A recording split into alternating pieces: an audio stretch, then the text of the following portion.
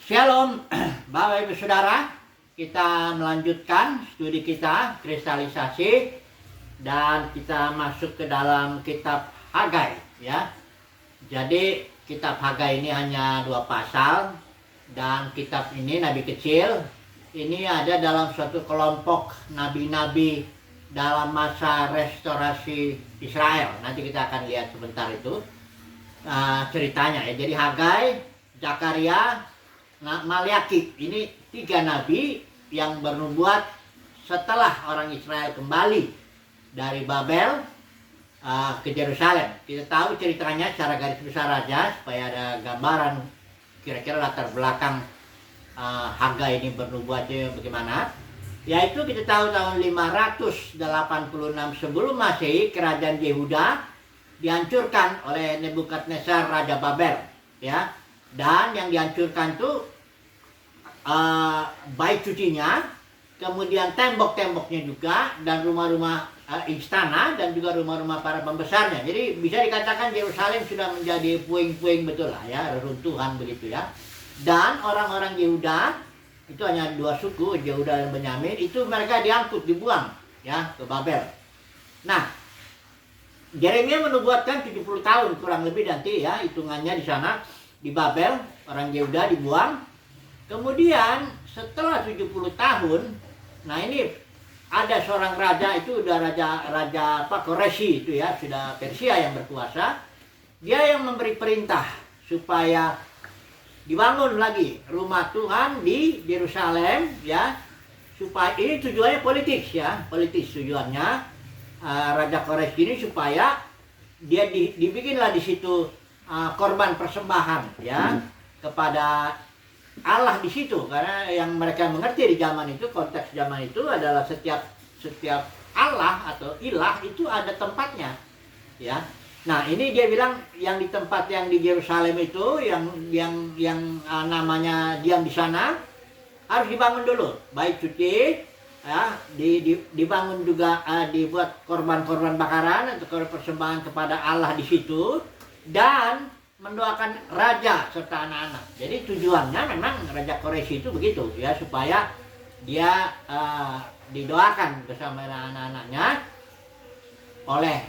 diberkatilah oleh Allah yang di situ, yang di Yerusalem. Dan dia beri perintah setiap siapa yang termasuk umatnya harus pulang sana, bangun bait suci rumah Tuhan ya. Bahkan itu pakai perbendaharaan kerajaan itu biayanya ya.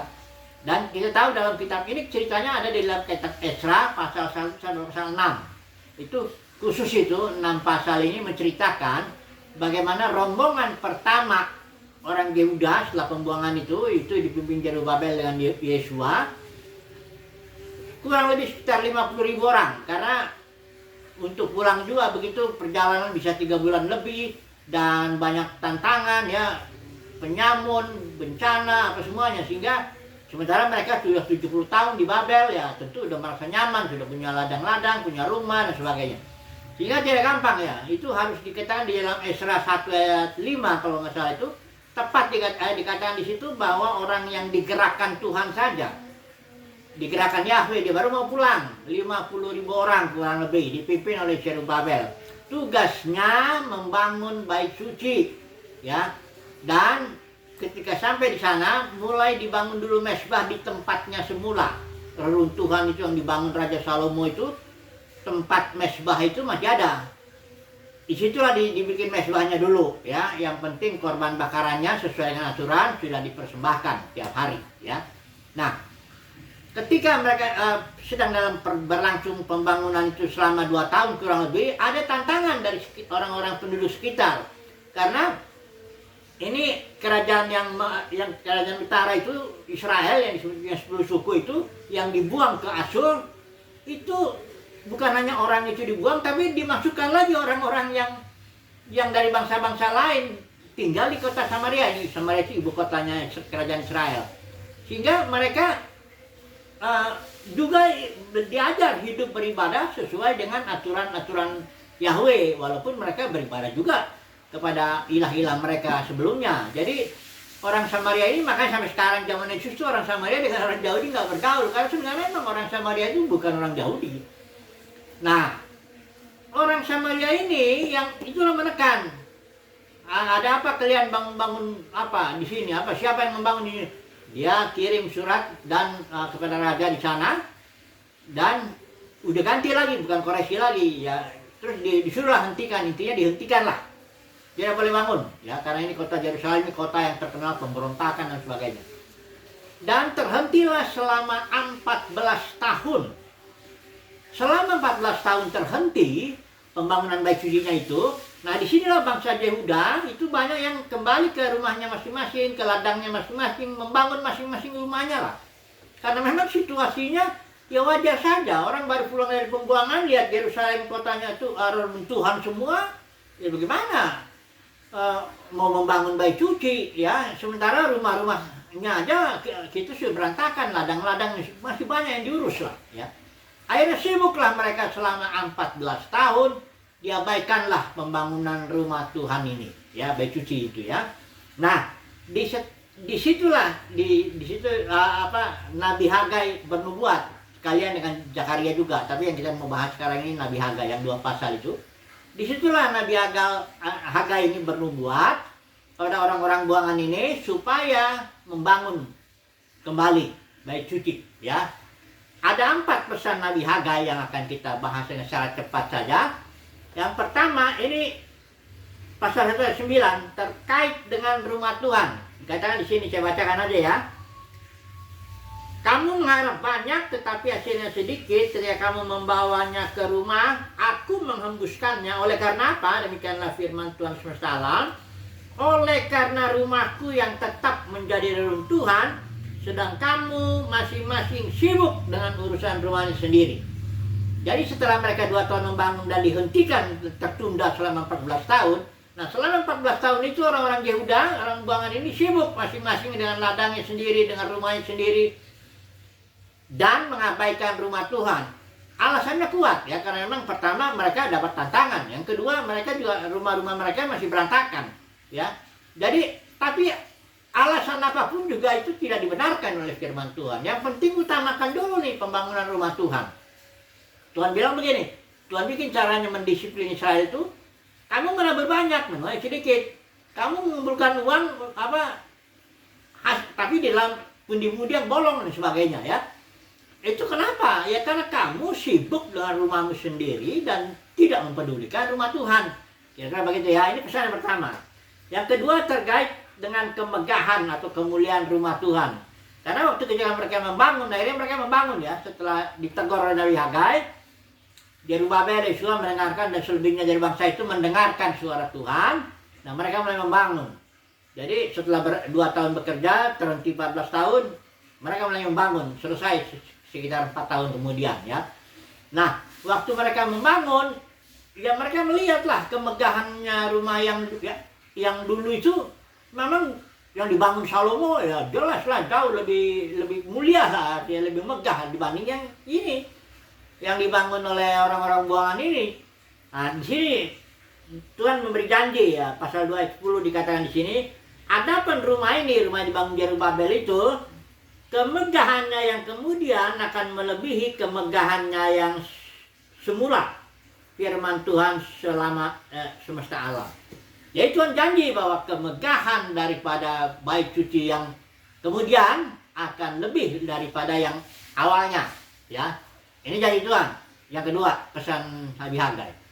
Yang ketiga, ini suatu teguran dan juga janji juga ya, bahwa dikatakan di sini waktu pembangunan bait suci itu terancam oleh orang-orang yang najis, dalam arti bukan orang Yahudi asli ya. Karena memang orang Samaria ini juga pernah datang di zaman Ezra itu, zaman Zerubabel, menawarkan bantuan, kami ikut ya. Kami kan juga beribadah kepada Yahweh. Terus Zerubabel tegas bilang, oh ini bukan urusan kita sama ya, kalian nggak bisa. Ini kami ini orang Yahudi ya, kira-kira begitulah. Nah, itu ditegur oleh Nabi Hagai yang pesan ketiga, bahwa ada orang-orang najis yang tidak tahir lah ikut ambil bagian dalam pembangunan rumah Tuhan. Tapi kemudian juga di pasal 2 ayat 20 itu juga ada janji Tuhan. Mulai hari ini aku akan memberi berkat ya. Nah, kemudian yang keempat, pesan yang keempat itu khusus ya, janji Tuhan untuk Zerubabel ya. Saya bacakan ini pasal 2 ayat yang ke-24 bagian terakhir itu. Hai Zerubabel bin Shealtiel hambaku, demikianlah firman Tuhan, dan aku akan menjadikan engkau seperti cincin materai, sebab engkau lah yang kupilih. Ini janji Tuhan khusus kepada Zerubabel. Jadi kira-kira inilah 4 pesan daripada Nabi Hagai kepada Zerubabel, Yesua, dan seluruhnya bangsa yang sedang membangun bait suci. Akhirnya setelah dibangun, ya digerakkan oleh Nabi Hagai, juga Zakaria, selesailah pembangunan bait suci. Demikianlah ceritanya kurang lebih, udah selesai. Nah, sekarang kita harus mengaplikasikan ini, ya, pembangunan rumah Tuhan. Karena ini kan konteksnya konteks perjanjian lama. Nah, banyak juga dalam konteks perjanjian baru ini orang mengutip-ngutip ayat, khususnya yang ini nih, yang enak juga nih, yang di pesan kedua itu, bahwa kemegahan rumah ini yang kemudian itu lebih hebat daripada yang sebelumnya. Dikatakan di sini, dikatakan, aku akan menggoncangkan segala bangsa sehingga barang yang indah-indah kepunyaan segala bangsa datang mengalir.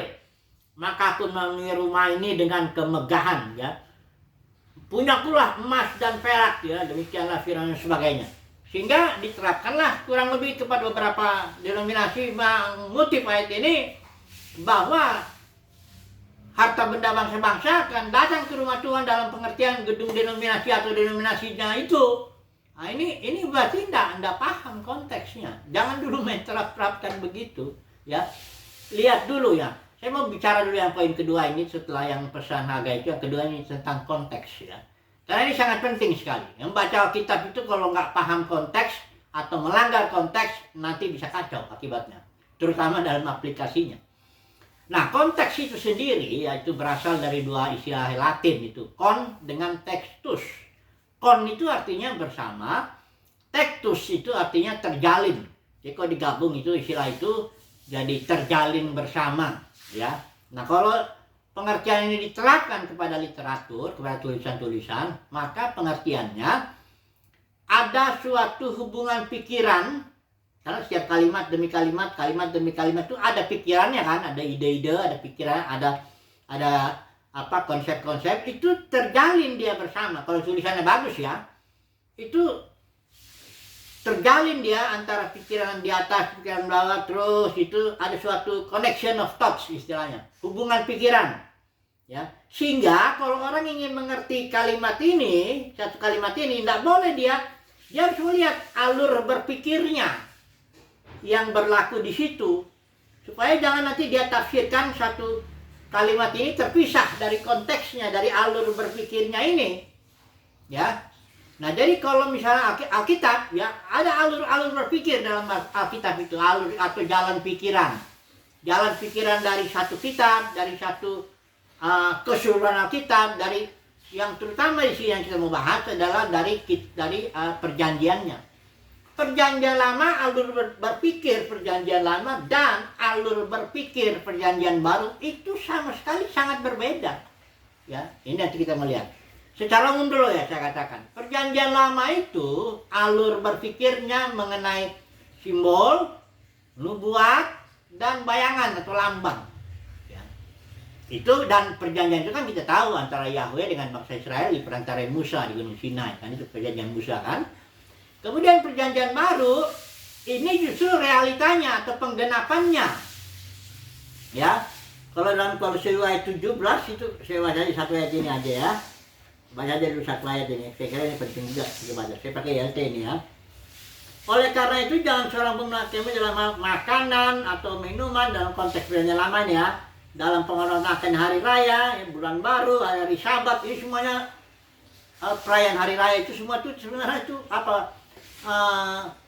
Nubuat atau simbol atau lambang. Ayat 17 yang merupakan semuanya itu yang di atas itu tadi merupakan bayangan dari hal-hal yang akan datang. Tapi wujudnya atau realitanya itu adalah Kristus. Jadi misalnya bangsa Israel itu dia simbol, sebenarnya realitanya di sini adalah gereja, ya. Tanah perjanjian itu juga simbol, ya. Tanah Palestina itu yang di itu simbol daripada di sini realitanya Kristus, ya. Orang Israel dalam tanah perjanjian itu artinya gereja dalam Kristus. Jadi tidak bisa rumah Tuhan. Dalam konteks perjanjian lama itu jelas ini bangunan bait suci, bangunan fisik yang dibangun Zerubabel. Tapi kan tahu di kita di sini bahwa rumah Tuhan yang di sini dalam konteks perjanjian baru itu kan ini orang gereja, ya. Nah, makanya begitu Yesus datang dia bilang sama para pemimpin Yahudi ini, rombak bait suci ini, ya. Akan ada sebab pada saatnya nanti ya, aku akan bangun lagi 3 hari. Maksudnya bukan bait suci bangunan fisik, ya, tapi adalah melalui kematian dan kebangkitan Yesus lahirlah gereja. Jadi kira-kira secara garis besarnya itulah ya. Nanti kita coba lihat detailnya ya, karena nanti kalau tidak kita pahami alur berpikir ini, konteks perjanjian lama dan baru, maka kita akan memahami pesan Hagai ini secara jasmani. Memang ini pesannya jasmani karena memang perjanjian lama itu perjanjian yang bersifat jasmani, ya. Sebagai simbol, sebagai lambang, sebagai nubuat, dia jasmani. Berkat-berkatnya perjanjian lama tuh Israel ya jasmani, ya. Misalnya itu salah satu kesulitan kenapa Yesus itu nggak bisa diterima oleh orang Yahudi, para pemimpinnya. Karena orang Yahudi berpikir bahwa Mesias itu adalah anak Daud. Dan Daud itu punya kerajaan yang jasmani. Melawan musuh-musuh yang jasmani. Bait sucinya juga jasmani, ya. Semuanya lah yang jasmani itu, kerajaan Daud. Jadi dia membayangkan kerajaan Mesias itu haruslah seperti itu. Jasmani juga. Mesias itu minimal, orang Yahudi itu dalam konsep orang Yahudi ya, minimal 3 hal. Pertama, dia akan bangun bait suci jasmani, pengertiannya. Kedua, dia akan membebaskan Israel dari musuh-musuh jasmani. Waktu itu orang Roma kan kita tahu ya. Ketiga, dia akan membawa pendamaian kepada seluruh dunia dalam arti bangsa Israel menjadi kepala, bangsa-bangsa lain ekornya. Itu emang janji Tuhan kepada Israel secara jasmani, tapi itu kan simbol, ya. Yesus bilang di dalam Mazmur, Daud kan bilang sama di dalam Mazmur itu dibilang, "Hai Tuhan telah berbicara kepada Tuanku." Ya, Tuanku ini Mesias ya. "Duduklah sebelah kananku sampai aku buat musuh-musuhmu ya. Aku taklukkan, ku taruh di bawah kakimu." Daud menyebut itu yang diurapi Mesias itu Tuhan. Nah, Yesus bilang gimana kalau Daud itu menyebut dia Mesias itu Tuhan, ya gimana dia anaknya? Karena waktu orang Yahudi ditanya, "Anak menurut kamu siapa Mesias?" "Anak Daud," katanya. Enggak. Memang secara jasmani Mesias itu anak Daud, tapi secara spiritual kerajaan Mesias lebih tinggi dimensinya daripada kerajaan Daud. Kerajaan Daud jasmani, kerajaan Mesias itu kerajaan sorga, kerajaan dalam dimensi sorgawi yang akan ditegakkan itu di muka bumi ini. Jadi kalau udah beda konsep berpikir, alur berpikirnya nggak jelas itu, ya akibatnya begitulah. Orang Yahudi ini menolak, bahkan membunuh Yesus itu gara-gara Yesus dianggap penyesat, ini ngaku-ngaku Mesias dan sebagainya, ya. Nah, jadi coba dulu kita melihat dulu, kembali dulu sebelum kita pahami dulu pesan-pesan daripada Nabi Hagai ini ya. Kita lihat dulu lah soal penyembahan dulu lah, satu poin lah ya. Jadi dalam Yohanes 4 ya, Yesus pernah bicara kepada perempuan Samaria ya. Perempuan Samaria ini kan bilang, ya, engkau bilang kalau orang menyembah harus di Yerusalem. Ya. Karena memang bagi orang Yahudi begitu. Dalam konteks perjanjian lama memang orang harus menyembah dalam arti memberikan korban persembahan juga, memberikan persepuluhan, apapun juga itu harus di bait suci yang di Yerusalem. Ketika Zerubabel juga membangun mesbah, dia nggak boleh sembarang tempat aja, harus tempat yang dipilih Tuhan, yang ditetapkan Tuhan. Itu Daud yang menetapkan itu dekat pengirikan Arauna atau apa itu. Nah, Yesus bilang di situ, di Yohanes 4, yang nggak bisa baca itu. Dibilang gini, ada saatnya, hai perempuan, ya, dan sudah tiba. Orang yang menyembah Bapa akan menyembah Bapa dalam roh. Apa yang artinya dalam roh? Enggak lagi soal tempat, enggak lagi soal bangunan fisik. Pokoknya enggak lagi yang jasmani lah. Menyembah itu dalam roh, artinya dalam batin manusia kita yang terdalam. Karena disitulah dia roh Elohim berdiam. di dalam batin kita, membangun rumahnya. Ya. Nama Tuhan juga bukan lagi di kota Yerusalem jasmani sana, enggak. Nama Tuhan ada di dalam batin kita. Kalau dalam kitab Wahyu malah nama Tuhan ditempel di kepala, itu simbol ya. Karena nama ini kan mengungkapkan karakter Kristus, ya, karakter Elohim ya. Sifat-sifatnya, karyanya, kemuliaannya, sebagainya. Itulah yang menguasai pikiran umat percaya ya. Jadi menyembah itu dalam roh artinya sekarang ini dalam konteks perjanjian baru, menyembah itu bukan soal lagi ritual, bukan soal lagi di gedung ini atau gedung itu, bukan lagi soal harus melakukan perbuatan-perbuatan agamawi begini begitu seperti orang Israel. Tidak begitu. Menyembah dalam roh itu artinya mengikuti pimpinan Roh Kudus dalam batin dalam kehidupan sehari-hari. Itu adalah kebaktian, itu adalah penyembahan ya. Jadi tidak lagi harus kumpul, ya nggak salah kalau digerakkan Tuhan kita kumpul, bertemu bersama, memuji menyembah Tuhan. Tapi bukan artinya itu, ya, jangan salah. Ya rumah Tuhan itu di mana? Ya kita ini rumah Tuhan. Saudara dan saya adalah rumah Tuhan, ya. Kitab Ibrani dibilang rumah Bapa itu adalah kita. Orang pokoknya ya, jangan berpikir-pikir dalam konteks perjanjian lama ya. Kalau ditanya pesan kedua, saya ambil contoh lagi dulu. Pesan kedua dari Nabi Hagai yang terkait dengan kemegahan rumah Tuhan, ya. Nabi Hagai kan janji kemegahan dari para bait suci ini yang kemudian lebih daripada yang pertama ini, ya. Nah, kita ini apa kemuliaan kita ini? Alkitab bilang Kristus yang di dalam batin kita itulah kemuliaan kita. Pengharapan akan kemuliaan. Artinya Kristus yang dalam batin kita itu sebenarnya kemuliaan kita. Ya. Sebagai orang percaya, apa kemuliaannya? Kemuliaan kita bukan kekayaan, kehormatan, gedung besar, banyak pengikut, bukan itu. Ya. Kemuliaan kita itu dalam batin. Kristus yang dalam batin, tapi itu masih berupa pengharapan karena kan belum ada orang yang tahu juga ya. Karena Kristus yang dalam batin ini nanti kemuliaannya akan ditampilkan. Kalau surat Roma pasal 8 19-21 itu, kemuliaan itu apabila ada tiba saatnya kedatangan Tuhan, itu kemuliaan batinnya orang percaya itu ditampilkan di muka bumi ini, ya. Itulah dia yang disebut manifestasi putra-putra Elohim, ditampilkan dia. Makanya sekarang ini kemuliaan rumah Tuhan itu adalah Kristus yang di dalam batin. Jadi pesan Nabi Hagai ini harus dipahami seperti itu. Ya. Ingat alur berpikir perjanjian lama, ingat alur berpikir perjanjian baru, beda. Memang ada hubungannya, ya namanya juga perjanjian baru itu kan sambungan dari yang lama ya. Dan perjanjian baru itu memang utamanya untuk bangsa Israel. Baru saya baca di satu kayaknya perlu juga ini ya. Yeremia 31 ayat 31 itu ya. Itu dijelaskan ya, karena Israel telah melanggar perjanjian lama karena adanya penyembahan berhala. Terus bilang begini ayat 31, lihatlah hari-hari itu telah tiba firman Yahweh bahwa aku akan mengikat suatu perjanjian baru dengan keluarga Israel ya, terutama dengan keluarga Israel perjanjian baru itu. Dan dengan keluarga Yehuda. Ya, apa perbedaannya itu di sini dikatakan di sini. Aku akan meletakkan ayat 33 di bawah. Aku akan meletakkan Tauratku dalam batin mereka. Karena dalam perjanjian lama Taurat itu ditulis di dalam 2 loh batu kan.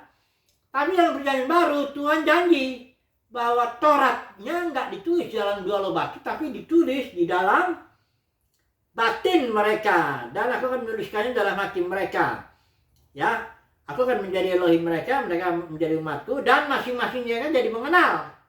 Efeknya tuh jadi mengenal Elohim secara batiniah. Nah, disinilah kelihatan alur berpikir. Memang nyambung, perjanjian lama dan perjanjian baru nyambung, tapi alur berpikirnya jelas sangat berbeda. Hukum-hukum dalam perjanjian lama itu bersifat lahiriah, luaran, ya, jasmani, ya. Tapi dalam perjanjian baru, hukumnya itu di dalam batin, ditulis oleh Roh Kudus ke dalam batin kita. Ini sampai contoh lah dulu. waktu orang Yahudi itu mau ada perempuan berzina. Menurut hukum Musa, emang ini perempuan mesti karena kedapatan dia harus dirajam. Hukum rajam lah yang sedang dibicarakan di situ.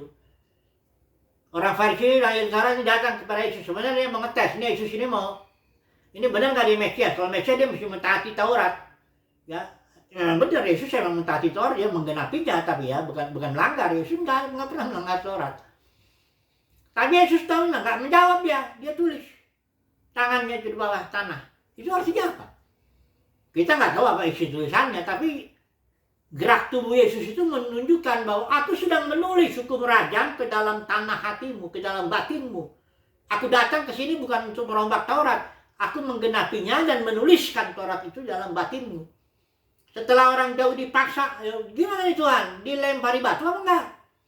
Barulah Tuhan Yesus memberikan tafsiran daripada hukum rajam yang tulis dalam batin. Yang pertama, tafsirannya, siapa yang tidak berdosa, dia lempar pertama perempuan ini. Ya, itu tafsiran yang pertama. Kalau hukum rajam tulis dalam batin. Yang kedua, ketika perempuan itu tanya, ada yang lempar enggak? Yesus tanya, ada yang lempar? Enggak ada, Tuhan. Nah, terus Yesus bilang, aku juga tidak menghukummu, tidak melempar. Jangan mengampuni lah artinya. Jangan berbuat dosa lagi. Itu tafsiran kedua. Jadi tafsiran daripada hukum rajam yang ditulis dalam batin, yang pertama adalah siapa yang tidak berdosa boleh aja lempar. Ya. Yang kedua, pengampunan serta jangan berbuat dosa lagi. Nah ini dia bedanya kan. Lihat saudara. Jadi kalau misalnya saya beri contoh lah sebagai penutup lah, hukum persepuluhan. Persepuluhan itu jelas hukum dan dalam konteks Taurat itu harus dilaksanakan, ada aturannya itu. Gak boleh di luar bait suci, harus itu semua. Ya itu pun sayur-sayuran aja itu, hasil bumi, hasil ternak itu semua. Ya, termasuk buah sulung juga itu semua ya. Kasih untuk suku Lewi. Nah ini gereja jangan bawa-bawa hukum persepuluhan ke dalam konteks perjanjian baru, itu alur berpikirnya kan beda. Kalau yang perjanjian baru itu jelas soal memberi itu adalah soal kerelaan.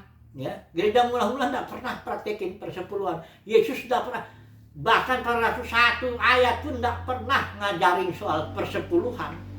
Selalu kalau memberi itu memberi dengan sukarela. Ya, nggak ada lagi aturan persepuluhan itu. Tapi ada beberapa orang yang ngotot karena ini soalnya duit kan. Malah ada buah sulung yang jelas-jelas surat Yakobus bilang buah sulung itu adalah kita orang kudus yang terpilih yang sudah mencapai tingkat tertentu menjadi buah sulung. Gereja pemenang katakanlah begitu, buah sulung. Ini ada juga yang menafsirkan buah sulung itu duit. Memang kalau udah duit itu yang sudah ada repot itu ya. Jadi ini bukan soal teologis lagi kadang-kadang saya berpikirnya. Ini soalnya udah kalau udah duit ya udahlah, soal perut masalahnya. Soal kemuliaan manusia ya kalau udah uang tuh udah susah ya. Jadi bicara persepuluhan, bicara buah sulung, bicara ini itu soal duit lah itu, udahlah ya. Tapi Tuhan jelas bilang, kalau orang menjadi hamba Tuhan nggak bisa. Jadi kalau nggak mungkin orang jadi hamba Mammon sekaligus jadi hamba Tuhan, nggak bisa. Oke lah, kesimpulannya jadi bahwa pesan Nabi Hagai untuk konteks kita, gereja yang adalah orang yang ibadahnya batiniah, yang hukumnya terus dalam batin, yang kemuliaannya juga batiniah, ya. Itu pesan Nabi Hagai, jangan yang lahiriah itu jangan dicomot.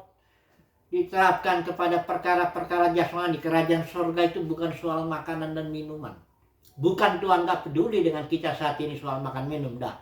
Tapi persoalannya perjanjian baru, alur berpikirnya itu batiniah. Saya rasa cukup di sini dulu. Haleluya. Amin.